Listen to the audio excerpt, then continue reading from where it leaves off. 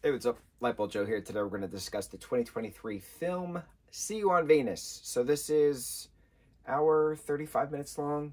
I just watched it on Netflix. It's not a Netflix original because it doesn't have that Netflix banner. Voltage Media, I think, made this. This was terrible. So let's discuss why it was terrible. So this guy, Kyle, is in a car accident with his friend, who then becomes paralyzed. And the car that they head-on collide with, that kid passes away, right? So they're all 17-year-olds, all seniors of high school.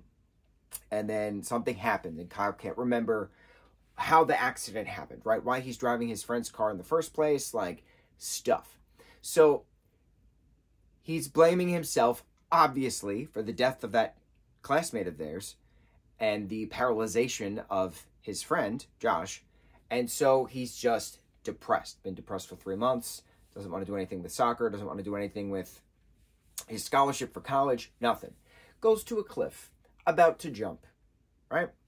And so then this girl, Mia, happens to be there, happens to be taking photographs, recognizes him, and then fakes his passing out, and, you know, he comes to save her and then stuff, right? She hoodwinks him, blackmails him to then go on a 10-day all-paid expenses trip to Spain with her, okay?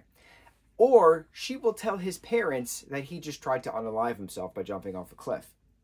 Blackmail, okay? That's how the film starts. So then they get to Spain, and then the truths are revealed, why they're actually in Spain, you know, why she chose him, what she's doing in Spain. Well, she's a foster kid. She's trying to find her adoptive parent, mom. But also, she has a heart condition that she was scheduled to have a surgery for in the States, which she is now passing out consecutively as they're in Spain, not telling him why, and then the truth is revealed. Also reveals that her best friend was Noah, who happened to be the kid that he killed with the car. So it was a whole lie on top of lie on top of lie, and he's just, why am I here? What are you doing right now? But then somehow magically falls in love with her. I don't get it. Because, first and foremost, Noah's a full sentence. I don't know how else to explain that. Elizabeth Olsen had a wonderful interview about that when she was promoting WandaVision, I believe. And she said, Noah's a full sentence. And I have been living by that mantra ever since. Noah's a full sentence. You do not need to give anybody an explanation. No one deserves an explanation. If you're asked a question and your response is no, that's it. That's it. No is a full sentence. So for Kyle's parents to be forcing him to read a book or forcing him to do this, forcing him to do that, when he's not ready to do that because he's depressed the entire time, he's saying no. And yet they're forcing him to do stuff. He tells Mia no, that he doesn't want to go to Spain, and then she says, all right, I'm going to tell your parents you tried to jump off a cliff. So it's just a weird premise for the two of them to get to Spain to begin with, then finding out that he's the reason that Noah is no longer with them, but then them getting the PTSD flashbacks of what caused the car accident, that his friend Josh, drunk, that's why he was driving his friend's car, puts a phone in his face while driving. He tries to swerve around a motorcyclist then, and then crashes into Noah's car head on. And then he calls Josh and he says, you know, I remember the accident, we need to forgive ourselves and move on and stuff. No, that's a crime. You don't move on from a crime.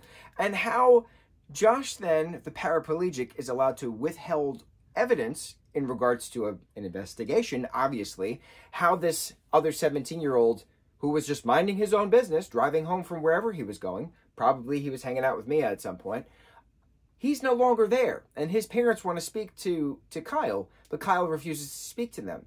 And Josh refuses to speak to them. And so how is it okay to have this conversation? We have to learn to forgive ourselves and move on. No, that's a crime. That's manslaughter. I don't condone this film. I don't appreciate this film. I was so frustrated watching this film that it just became one thing after another after another. Who approved of this script? This is a terrible story to be championing that, oh, they find love at the end and they're going to road trip to Boston now. That way he can go to college and her heart surgery was successful in Spain. What? Are you high? The lead up to get there is so problematic and disgusting. I'm disgusted having to reiterate how horrible this film is. Don't watch this film. I don't know how else to say it. It's a terrible, terrible story that has no purpose of being shown anywhere. Who approved this? Why? How? This is a terrible blackmail, crime-committing story that's saying, you know what, you forgive yourself, all is well. That's not how this works. Horrible. Don't watch this. On to the next review. Mahalo.